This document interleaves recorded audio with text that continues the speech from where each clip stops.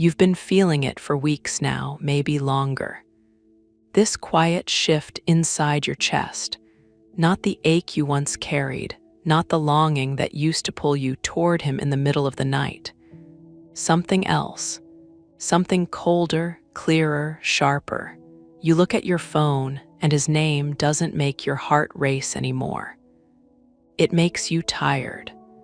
You think about the connection, and instead of hope rising in your throat, you feel something close to indifference settling in your bones. And it scares you, because wasn't this the love that was supposed to change everything? Wasn't this the soul you recognized before you even knew his name? So why does it feel like you're walking away from him without even moving your feet?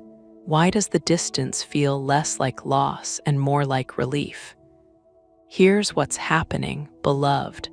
You're not losing the connection. You're losing the version of yourself who needed it to survive. You're not abandoning him. You're finally choosing you.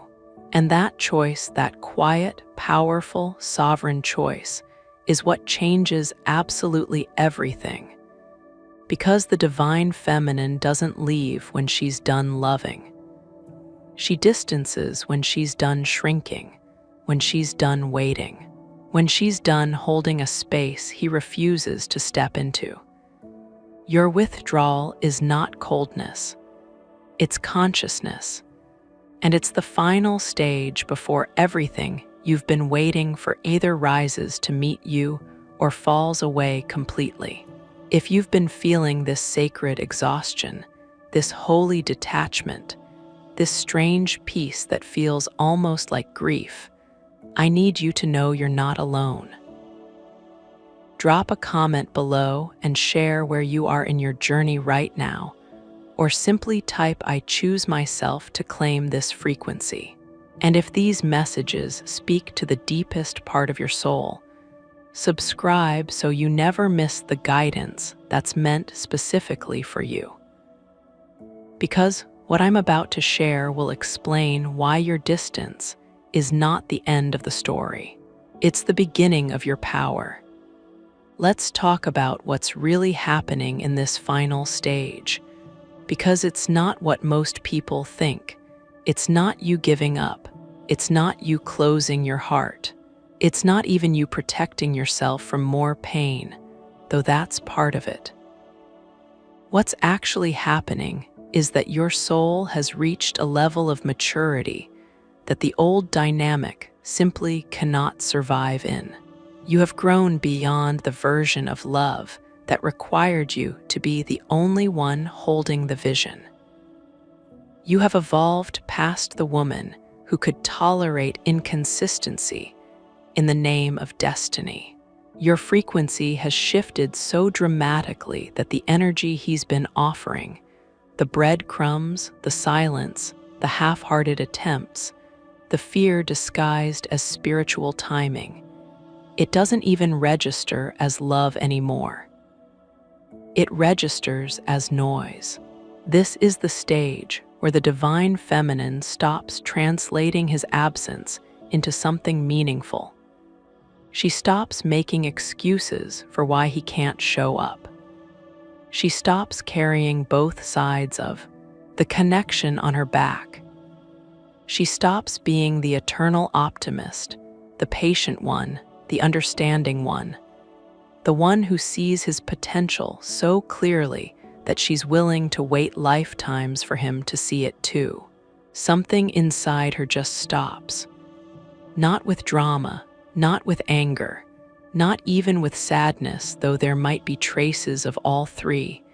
It stops with clarity, with a quiet, unshakable knowing that says, "This is no longer acceptable.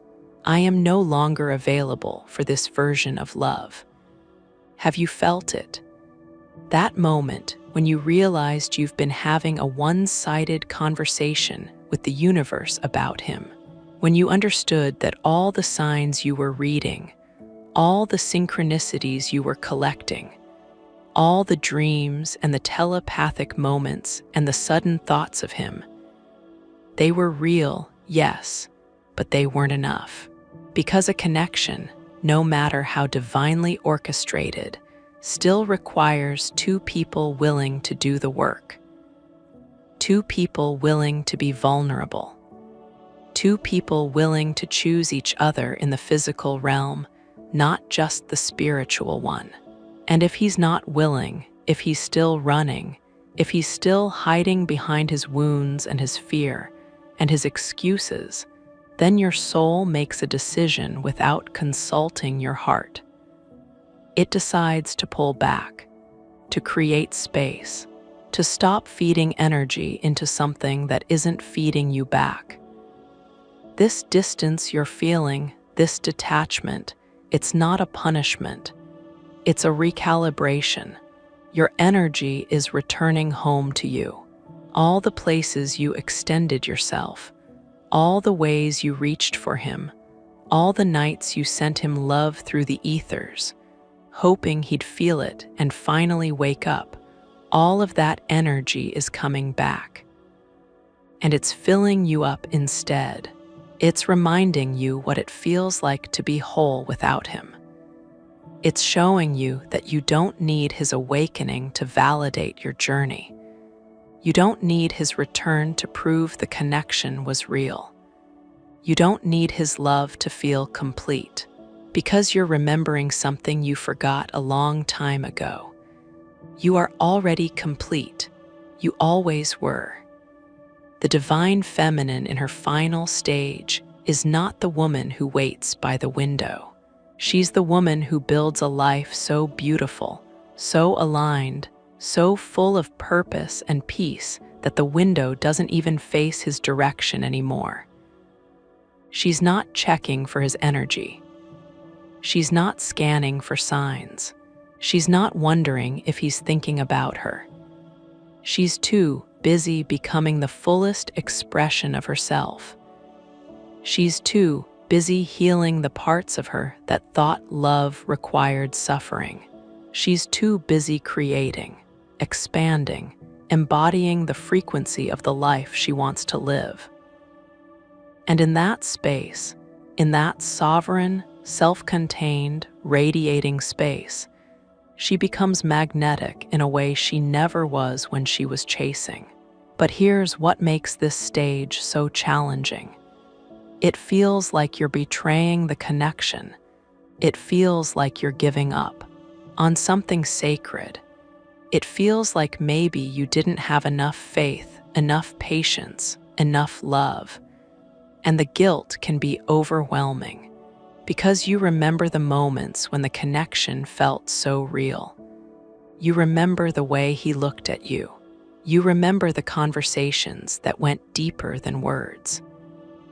You remember the feeling of recognition, of coming home, of finally finding the one soul in all the universe that understood you without explanation. And now you're walking away from that. Now you're choosing distance over devotion. Yes, because devotion without reciprocity is not love, it's self-abandonment.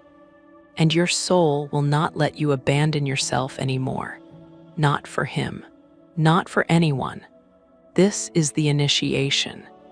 This is the test that most people fail because they think staying is the spiritual choice. They think waiting is the noble path.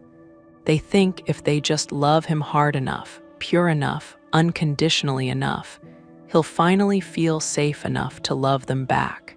But that's not how it works. That's not how awakening works. You cannot love someone into consciousness.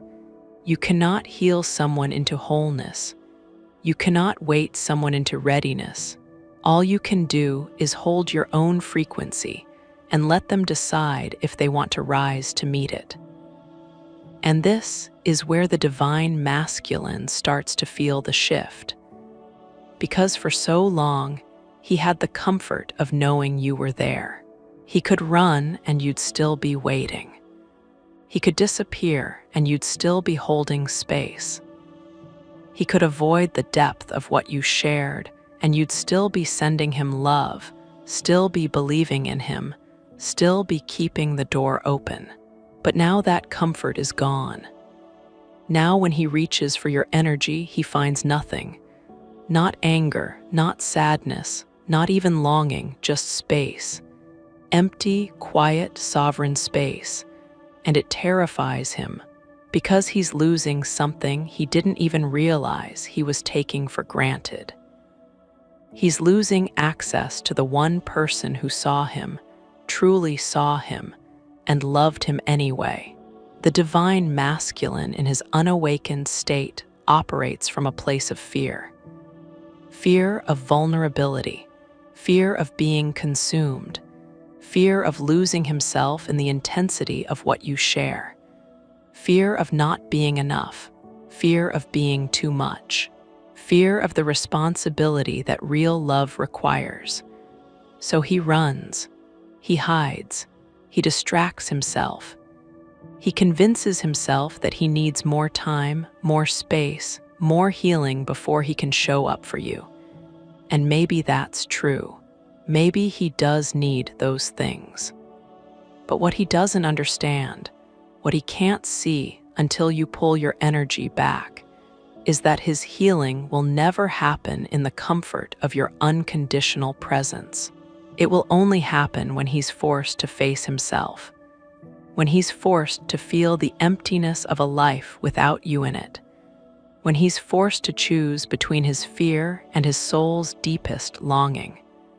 Your distance is the catalyst for his awakening, not because you're playing games, not because you're trying to manipulate him into coming back, but because your absence creates a void that his distractions can no longer fill. When you were energetically available, he could feel you even when he wasn't with you. He could sense your love, your hope, your belief in him, and it soothed something in him.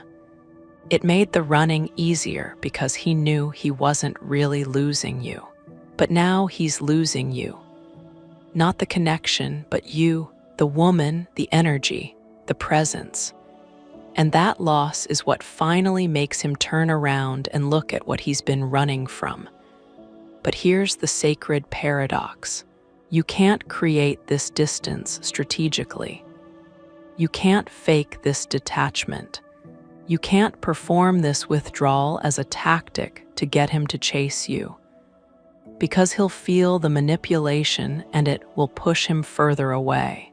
This distance has to be real. It has to come from a genuine place of self-preservation, self-respect, self-love. It has to come from the part of you that finally understands that you deserve more than what he's been offering. You deserve consistency. You deserve presence. You deserve a man who isn't afraid to love you out loud. And if he can't be that man right now, then you have to be willing to let him go. Not forever necessarily, but for now. For as long as it takes for him to do his work. Or for as long as it takes for you to realize you don't need him to do his work. Either way, you win, because you're choosing yourself. This is what the final stage looks like. The divine feminine standing in her truth, not because she's angry or bitter or done with love, but because she's finally awake to her own worth. She's no longer willing to dim her light to make him feel comfortable. She's no longer willing to slow her growth to match his pace. She's no longer willing to translate his fear into something romantic. She sees it for what it is, fear, and she has compassion for it. She understands it. She knows he's battling demons she can't fight for him. But she also knows that her presence in his life, while he's still running, is enabling him to stay exactly where he is. And she loves him too much to do that. She loves herself too much to do that, so she steps back. She creates space. She turns her attention inward. She focuses on her own healing, her own dreams, her own life. She stops making him the center of her spiritual journey and starts making herself the center. And in that shift, everything changes. Because now she's not waiting for union. She's embodying it. She's not hoping for love. She's becoming it. She's not seeking completion in him. She's discovering it in herself. And that energy, that self-contained, radiant, whole energy, is what finally penetrates his defenses because he can feel it. He can sense that something fundamental has shifted. And he realizes, maybe for the first time, that he's about to lose the most important person he's ever met. Let's go deeper into what's happening energetically during this stage. Because it's not just an emotional shift, it's a frequency shift. For so long, you've been operating at a frequency of longing, of waiting, of hoping. And that frequency, while it kept you connected to him, also kept you stuck in a loop. Because longing attracts more longing. Waiting attracts more waiting. Hoping attracts more reasons to hope, but never the actual manifestation. Your energy was focused outward, toward him, toward the connection, toward the future moment when he'd finally be ready. And in that outward focus, you lost yourself. You lost your center.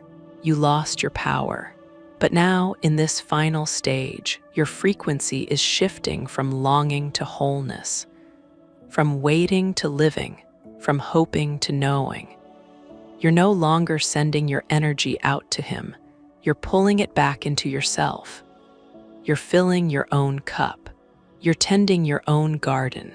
You're building your own temple. And in that inward focus, you become a different kind of magnet. You're no longer attracting from a place of lack. You're attracting from a place of overflow. You're no longer calling in someone to complete you. You're calling in someone to complement you. And that shift in frequency changes everything about the dynamic between you. The divine masculine feels this shift viscerally. It's not something he understands intellectually. It's something he feels in his body, in his soul. He starts having dreams about you. He starts seeing signs everywhere. He starts feeling an urgency he can't explain. He starts questioning all the reasons he gave himself for running. He starts wondering if he made a mistake. He starts feeling the pull toward you more intensely than ever before. But now it's different. Now he's not running from you. He's running toward himself. Because he realizes that the only way he can have you, the only way he can be with you, is if he becomes the man worthy of the woman you've become. And that realization is the beginning of his real transformation. This is why your distance is so important. This is why your detachment is so powerful. Not because it's a strategy, but because it's the truth. You're not playing hard to get. You're actually becoming hard to get. Not because you're building walls, but because you're raising standards. Not because you don't love him, but because you love yourself more. And that self-love is the frequency that awakens his soul, because he can't meet you in the old dynamic anymore. The old dynamic is dead. You killed it when you chose yourself. And now if he wants to be in your life, he has to meet you in the new one. The one where both people are whole. The one where both people are awake. The one where both people are choosing each other from a place of desire, not need. But what if he doesn't rise? What if he stays stuck in his fear? What if he never does the work? This is the question that haunts the divine feminine in this stage, because she's finally ready. She's done her healing. She's faced her shadows. She's integrated her lessons. She's become the woman she was always meant to be. And now she's standing there, radiant and whole and ready for union, and he's still hiding, still running, still choosing fear over love. What then? Then you keep choosing yourself. Because here's the truth that nobody wants to hear. The twin flame journey is not about union with another person. It's about union with yourself. It's about integrating your own divine masculine and feminine energies. It's about becoming whole within yourself. It's about healing the wounds that made you believe you needed someone else to complete you. The other person, the twin flame, they're the catalyst. They're the mirror. They're the one who triggers all the wounds that need healing. But they're not the destination. You are, your wholeness is, your alignment is. Your embodiment of unconditional love, starting with love for yourself, is. So if he rises, beautiful. If he does the work and becomes the man capable of meeting you in this new frequency, then yes, union becomes possible. But if he doesn't, you're still whole. You're still complete. You're still living a life of purpose and peace and joy. Because you built that life for yourself, not for the possibility of him joining it. You created that reality because it's what you deserve, regardless of whether he's in it or not. And that's the ultimate freedom. That's the ultimate power. That's the divine feminine in her fullest expression. She doesn't need him to validate her journey. She doesn't need union to prove the connection was real. She knows it was real. She knows it changed her. She knows it catalyzed her awakening, and she's grateful for it. But she's not waiting for it anymore. This is the final stage. The stage where the divine feminine releases the outcome, where she surrenders the timeline, where she lets go of control. Not because she's giving up, but because she's finally trusting. Trusting herself, trusting the universe, trusting that whatever is meant for her will find her, and whatever isn't meant for her will fall away. And both are blessings. Both are part of the plan. Both are leading her exactly where she needs to go. And here's what happens when she reaches this level of surrender. When she truly, deeply, completely lets go of the need for him to be anything other than what he is right now. When she stops trying to force the connection into a shape it's not ready to take. When she releases him with love and turns her full attention to her own life. Magic happens, not always in the way she expects, not always in the timing she wants, but always in the way that serves her highest good. Sometimes he wakes up. Sometimes the distance is exactly what he needed to finally face himself. Sometimes he does the work, heals the wounds, integrates the lessons, and comes back as the divine masculine she always knew he could be. And when that happens, the reunion is unlike anything either of them has experienced before. Because now they're meeting as equals. Now they're both whole. Now they're both awake. Now they're choosing each other from a place of overflow, not lack.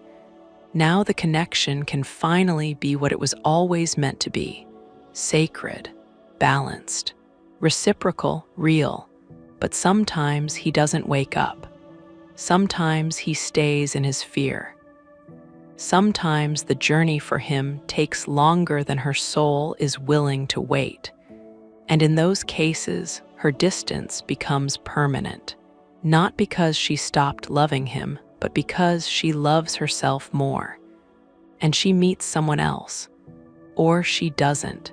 Maybe she stays single and builds an empire. Maybe she focuses on her purpose and changes the world. Maybe she discovers that the love she was seeking was never about another person at all.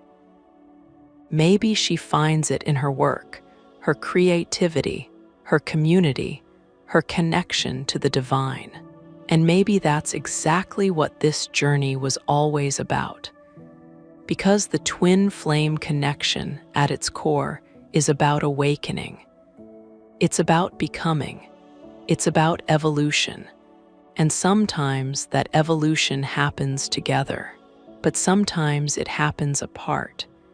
And both paths are valid, both paths are sacred. Both paths lead to the same destination. You fully expressed, you fully alive, you fully in love with the life you're living, with or without him. So beloved, if you're in this final stage right now, if you're feeling the distance growing between you and the masculine, if you're noticing that you care less about when he's coming back and more about who you're becoming, let me tell you something. You're not losing the connection. You're finding yourself. You're not giving up on love. You're redefining it. You're not closing your heart. You're opening it to the truth that you are the love you've been seeking. You are the union you've been waiting for. You are the answer to every prayer you've ever whispered into the darkness. And from that place of wholeness, of self-love, of sovereign power, you become irresistible, not just to him, but to life itself. Opportunities find you. Abundance flows to you. Joy becomes your natural state. Peace becomes your foundation. And love, real love, the kind that doesn't require you to shrink or wait or suffer, that kind of love becomes possible. Whether it's with him or someone else or just with yourself, it becomes possible. Because you're finally ready for it. You're finally vibrating at the frequency of it. You're finally embodied as it. This is what the final stage is, preparing you for not just union with the twin flame, but union with yourself, union with your purpose, union with the divine, union with the truth of who you really are. A powerful, radiant, sovereign being who doesn't need anyone to complete her because she's already whole. A woman who doesn't wait for love to find her because she is love. A soul who doesn't chase destiny because she is destiny. And when you reach this level of embodiment, everything shifts. The masculine feels it. The universe responds to it. Your entire reality reorganizes itself around this new frequency. Doors open that were previously closed. People show up who match your new vibration. Miracles become ordinary. And the life you've been dreaming of starts becoming the life you're living. Not because you finally got the guy, but because you finally got yourself. So let the distance grow. Let the detachment deepen. Let the old version of the connection die, because it needs to. It needs to make space for something new, something real, something sustainable, something that honors both of you, not just the idea of you. Let him do his work in his timing, and you do yours in yours. Let the universe orchestrate what needs to happen next, and you focus on becoming the woman you came here to be. The woman who doesn't need a twin flame to feel complete. The woman who is complete, all on her own. And here's the beautiful part, the part that changes everything. The part that transforms your entire experience from one of waiting and longing into one of empowerment and peace. When you finally reach that sacred place within yourself, when you arrive at that inner sanctuary where you're truly, genuinely, completely okay with or without him in your life, that's when absolutely everything becomes possible. That's the moment when the entire energetic dynamic shifts from lack to abundance, from neediness to wholeness, from desperation to divine alignment.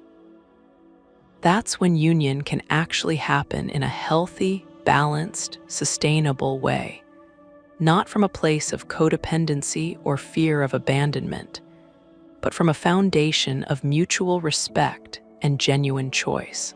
That's when love can flow freely without resistance, without the walls of protection, without the barriers of past wounds blocking its path. That's when the connection can finally be what it was always meant to be, what it was designed to be in its highest expression, in its most divine form. Not a wound that constantly needs healing, keeping you trapped in an endless cycle of pain and temporary relief. Not a lesson that needs learning, where you're forever the student trying to pass some cosmic test, but instead, a celebration of two souls who have done their individual work. A joy that springs naturally from two hearts that have healed themselves first.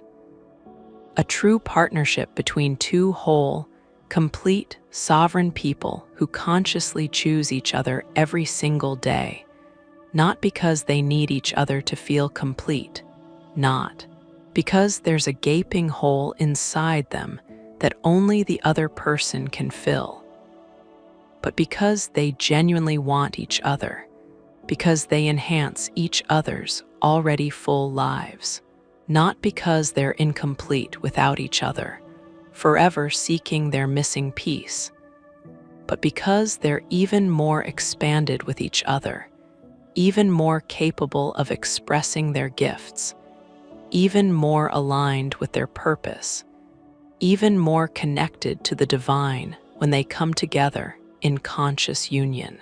But here's what you need to understand deeply, what you need to let sink into every layer of your being. You can't get there by waiting.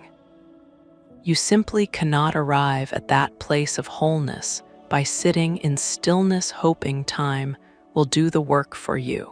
You can't get there by hoping that somehow magically, without you changing anything about your internal state, everything will shift externally. You can't get there by holding space for his potential, for who he might become someday, for the version of him you see in your visions, all while completely ignoring your own present reality, your own needs, your own growth, your own life that's happening right now in this moment. You can only get there. You can only reach that place of genuine wholeness and readiness for true union by choosing yourself first, by making yourself the priority, by putting your own healing and growth at the center of your focus, by honoring yourself in every decision you make, in every boundary you set, in every moment you're tempted to abandon your truth for the comfort of connection.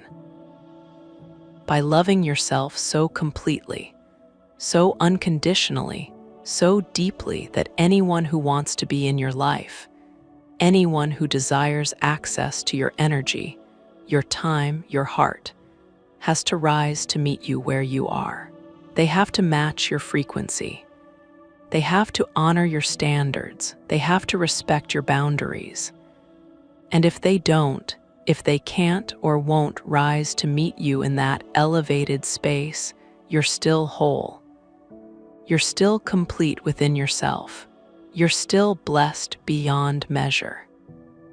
You're still exactly where you need to be on your journey, and nothing about your worth or your wholeness diminishes because someone else isn't ready to join you there. So divine feminine, as you stand here in this final stage of the journey, as you feel the distance between you and the masculine growing wider, perhaps noticing that you're no longer constantly checking your phone, no longer obsessively wondering what he's doing or who he's with, as you notice your heart becoming quieter, calmer, more at peace, less reactive to his energy or his absence. Know this with absolute certainty. You're not losing anything of true value. You're actually gaining everything that matters. You're not moving backward into separation or disconnection from your destiny. You're moving forward into a higher version of yourself and your connection. You're not giving up on the connection, not abandoning the divine plan, not betraying the sacred bond. You're finally honoring it in the way it truly deserves to be honored, in the way that actually serves its highest expression. By honoring yourself first, by making yourself the priority, by refusing to betray your own soul for the illusion of connection. The distance you're creating, the space you're claiming, the boundaries you're setting, this is not rejection of him or the connection. It's redirection towards something higher, something better, something more aligned with your truth. It's your soul speaking clearly, saying with divine authority, "This version of the dynamic is complete. This chapter has taught us what it needed to teach. This pattern has run its course. We're ready for something new, something that doesn't require us to shrink or hide or wait endlessly. Something better than breadcrumbs and mixed signals and maybes. Something real, something tangible, something that honors the depth of love we're capable of giving and receiving. And if he's truly meant to be part of that new chapter, if he's genuinely your divine counterpart ready for union, he'll do what's necessary to be there. He'll face his fears head-on instead of running from them. He'll heal his wounds instead of projecting them onto you. He'll step fully into his power instead of staying comfortable in his patterns. He'll become the divine masculine you always knew he could be, the one you saw glimpses of, the one whose potential called to your soul. And if he's not meant to be part of that chapter, if his journey takes him in a different direction, then someone else is meant to be there. Someone who's already done the work, someone who's already ready. Or maybe, just maybe, no one else is meant to be there right now. Maybe this next chapter is just about you, your healing that doesn't revolve around anyone else, your growth that springs from your own choices, your becoming that has nothing to do with any connection and everything to do with your soul's evolution. And maybe, just maybe, that's the most important chapter of all, the one that sets the foundation for everything else that's coming. Either way, regardless of what he chooses or doesn't choose, you win. You win because you're no longer abandoning yourself for the possibility of love. You're no longer betraying your deepest truth for the temporary comfort of connection. You're no longer dimming your light, making yourself smaller, hiding your gifts to make someone else feel safe in their limitations. You're shining at full brightness. You're rising into your power. You're becoming the highest version of yourself. And that, beloved, that is what the twin flame journey was always truly about from the very beginning. Not finding your other half, not seeking someone external to make you complete, but becoming whole within yourself, not waiting endlessly for someone to complete you, to fill the perceived emptiness, but realizing, truly understanding in your bones that you were never incomplete in the first place. Not seeking love outside, yourself looking in all the external places for validation and worthiness, but discovering the profound truth that you are love itself. That love is not something you find, but something you are, something you embody, something that flows from the very core of your being. And when you embody that truth fully, when it's not just a concept you understand intellectually, but a reality you live every moment, when you live from that frequency completely, when every choice and action flows from that place of knowing your inherent wholeness, when you know in every cell of your being in every fiber of your existence, that you are whole and worthy and enough exactly as you are right now. Not when you lose weight or make more money or finally get him to commit, but right now in this present moment. That's when the real magic happens.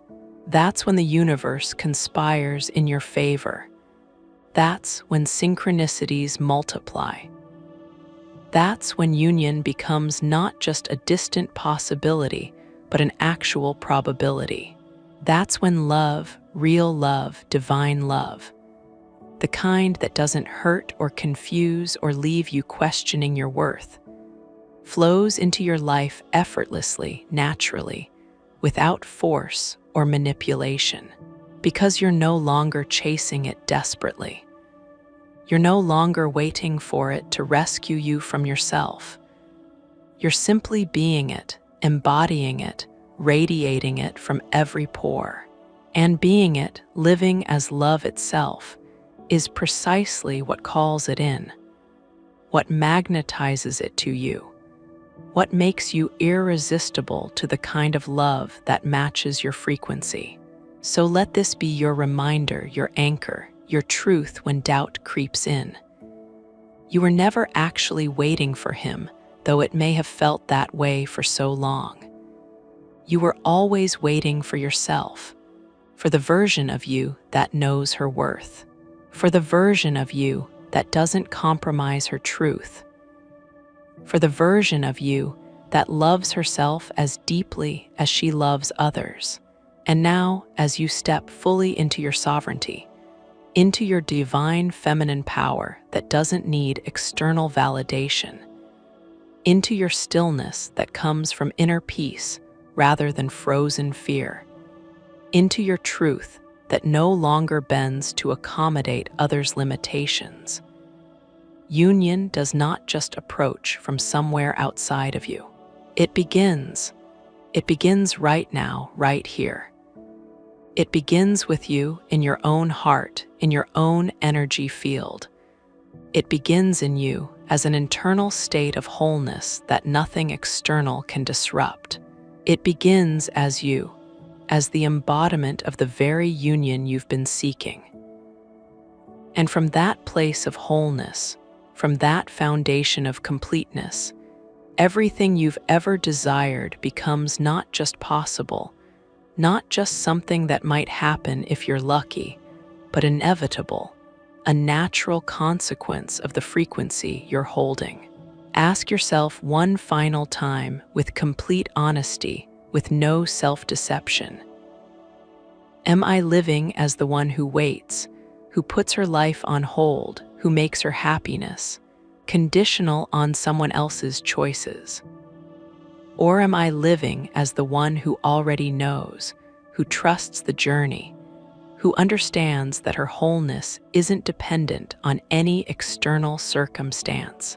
Because the moment you choose the latter, the exact moment you shift into that knowing, everything shifts with you. The entire energetic dynamic transforms. The masculine feels it on a soul level, even if he can't articulate what's changed. The universe responds to it immediately, rearranging circumstances to match your new frequency. Your entire reality reorganizes around it, reflecting back to you the truth of your internal state. And the distance that once felt like devastating loss, like the death of your dreams, reveals itself as the greatest gift you could have received. The space that created your freedom from unhealthy attachment, the silence that awakened your power, that forced you to find your voice. The final stage that prepared you, refined you, strengthened you for everything you've been becoming, for the life that's waiting for you on the other side of this transformation.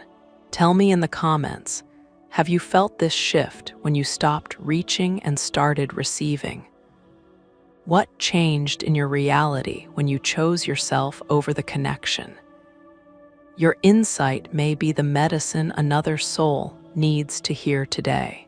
Because your journey, your awakening, your courage to choose yourself, it's not just transforming your life. It's rippling out into the collective, giving permission to every other divine feminine to do the same. To choose herself, to honor herself, to love herself first, and in doing so, to change everything.